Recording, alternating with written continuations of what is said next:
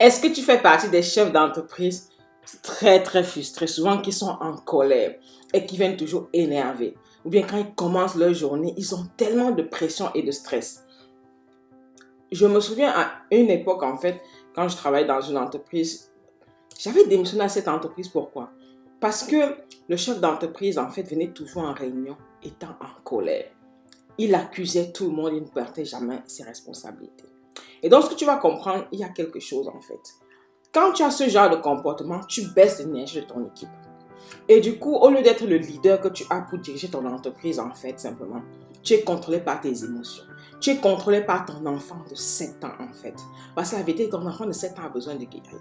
Et c'est ce qui t'empêche, en fait, d'agir, en fait. D'être proactif. Et là, tu agis sur le coup de l'action. Et c'était déjà arrivé, en fait, on te dit quelque chose et boum, tu agis sur le coup de l'action. Ça, c'est l'enfant de 7 ans, c'est l'enfant blessé, en fait. Ça, ce sont ce qu'on appelle les blessures d'âme. Mais on ne se rend pas compte, mais 90% des entrepreneurs prennent des décisions basées sur leurs blessures d'âme ou bien basées sur les douleurs de leur enfance. Tu ne vas pas le sentir, mais ça dirige, en fait, ta façon de penser, simplement. Et ça baisse les résultats de ton entreprise, ça baisse les résultats de ton équipe. Donc ici, une astuce, en fait, c'est déjà prendre conscience de contrôler ton émotion.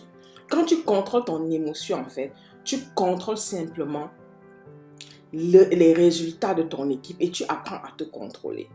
Et tu prends conscience du monde intérieur. Et mieux tu prends conscience du monde intérieur, mieux tu changes ce monde intérieur pour changer les résultats dans ta vie simplement. C'est ce que j'avais à partager dans cette courte vidéo. Much love.